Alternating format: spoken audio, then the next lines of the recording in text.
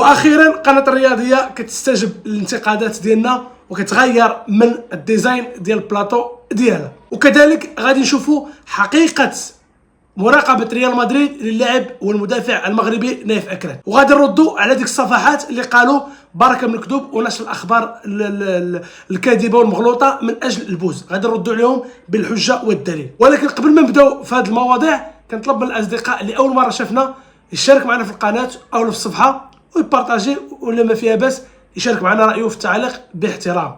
اولا غادي نبداو بقناه الرياضيه.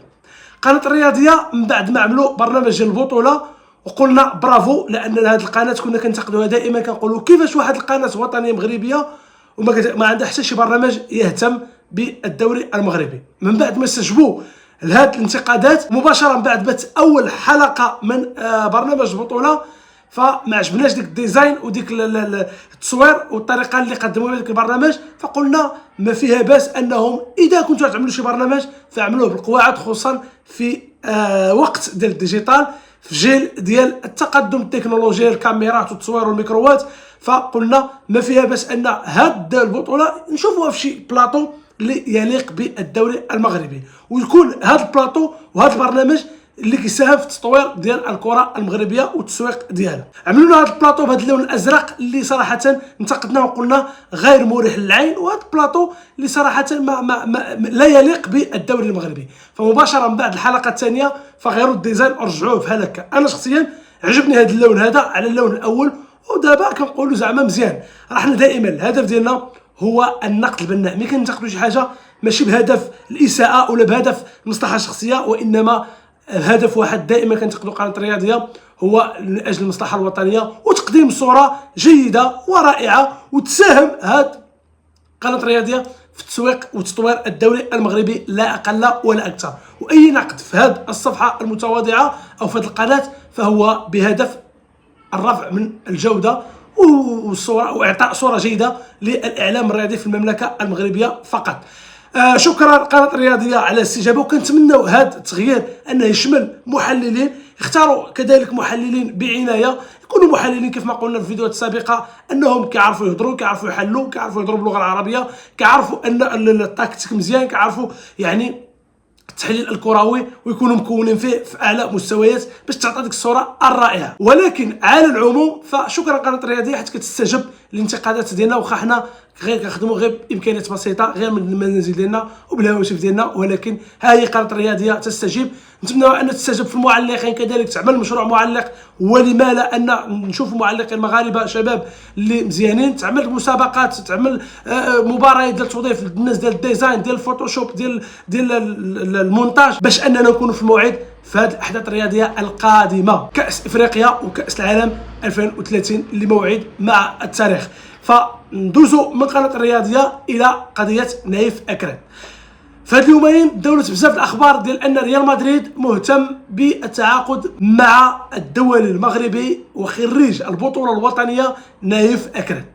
هذا الخبر اللي انتشر كالنار على الهشيم، هذا الخبر اللي هناك من صدق هذا الخبر وتيق هذا الخبر، وهناك من قال ان نايف اكراد مدريد كبيره عليه، وان اصحاب هذه الصفحات خصهم غير البوز ويثيرون الاخبار وكيشيعوا شي اخبار اللي مغلوطه. انا اليوم كيف ما عودتكم في هذه القناه ديالي المتواضعه انني بالحجه والدليل غادي نثبت لكم ان ريال مدريد يضع نايف اكراد تحت المجهر، ونايف اكراد واحد من المدافعين اللي حطتهم ريال مدريد في الاستراتيجيه ديالها باش تغطي بهم الخلل ديال الدفاع المدريدي. من بعد الاصابه ديال ميليتاو والاصابه ديال اللاعب الابا، ريال مدريد اليوم مطالب باش انه يتعاقد مع مدافع ولا جوج لسد الخصاص. اولا اول من تطرق للخبر ماشي ماركا وماشي اس كيف ما كيروجوا، وانما صفحه او مجله الرياضيه اللي كتسمى بانتقالات اللاعبين، مجله فيتشاخيس الاسبانيه. هذه المجله اللي عملت واحد المقال مدافع الدوري الاسباني على اجنده ريال مدريد. غادي نحط لكم الخبر باللغه الاسبانيه وغادي نعملوا الترجمه باش تقراو معايا وغادي تشوفوا بعينكم. هذه الصفحه كتقول او هذه المجله كتقول في ظل الاصابات الكثيره التي ضربت دفاع الابيض قد يتمكن ريال مدريد من تعزيز دفاعه بلاعب من الدوري الاسباني. كتقول هذه المجله ان في ظل الاصابات اللي تعرضوا للاعبين مدافعي ريال مدريد فريال مدريد تفكر في تعزيز الدفاع ديالها من الدوري الاسباني.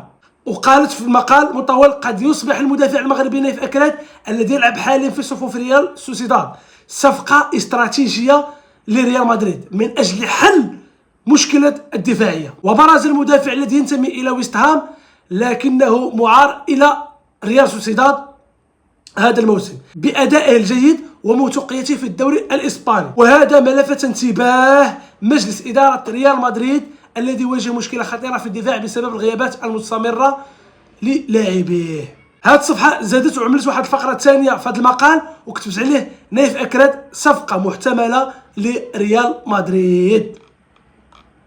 هذا هو مصدر هذا الخبر. هذه الصفحه ديال فيتشاخيس معروفه في اسبانيا كتهتم بانتقالات ديال اللاعبين، وهذا الخبر اللي تداولوه بزاف ديال الصحف الوطنيه والدوليه الموثوقه بحال هيسبريس بالانجليزيه او مع مجموعه ديال الصفحات اللي كتهتم بهذه الاخبار او بعض الصفحات اللي كتهتم بالاخبار ديال اللاعبين المحترفين المغاربه. يعني حقيقه ديال هذا الخبر هي حقيقه وماشي كذب. نايف أكراد على رادار ريال مدريد نظرا للاداء ديالو الثابت، وخصوصا بعد المباراه ديالو البطوليه والمباراه ديالو الكبيره اللي لعبها امام برشلونه واللي انتصرت فيها ريال سوسيداد على برشلونه ب1-0.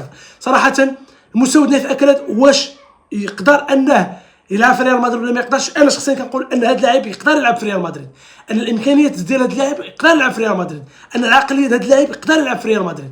لما لا يلعب في اكبر الانديه الاوروبيه نظرا للعقليه الاحترافيه ديالو زائد التكوين ديالو الاكاديمي. اللي كتحسب نايف أكراد هو ان التكوين ديالو هو تكوين اكاديمي، وحنا باش كنفتخروا بنايف أكراد اكثر انه خريج ديال الدوري المغربي، خريج البطوله، صناعه محليه 100%. وهذا علاش كنقولوا دائما هذا هو النموذج. نايف أكراد جمع الدوري الاسباني بزاف نظرا لطريقه اللعب اللي كيلعبوا به الدوري الاسباني، ماشي بحال الدوري الانجليزي اللي كيلعبوا بالسرعه وكيلعبوا بكره طويله، على عكس الدوري الاسباني اللي كتلعب كره شويه ثقيله وكتلعب شويه بالعقل وبالتكتيك وكتلعب يعني باحترافيه عاليه. نايف أكراد جمعه السيل ديال الدوري الاسباني. انا شخصيا كنقول نايف أكراد بقى في الدوري الاسباني غادي يجي معاه بزاف. الدوري الاسباني فيه كرات بصح وغادي يزيد يتعلم. تبارك الله ما شاء الله نايف أكراد. الحلم ديالي انا كمغربي نشوف لاعب نايف أكراد في ريال مدريد لمساره الكروي وحتى لعقليته المحترفه اللي بزاف، زائد انه التكوين ديالو تكوين مغربي واكاديمي 100%. قولوا لنا دابا رايكم، واش كتشوفوا ان نايف أكراد يقدر يمشي لريال مدريد ولا لا؟ زائد ان ريال مدريد حط بزاف المدافعين في امام الاعين ديالو، على غرار لابورت اللاعب ديال النصر السعودي كذلك اللي تا هو مراقب من ريال مدريد، وكتعتبر هذا هو الخيار رقم 1 لريال مدريد. كلشي بارطاجي هذا الفيديو، اللي ما شاركش في القناه يشارك، وديما مغرب. السلام عليكم ورحمه الله تعالى وبركاته.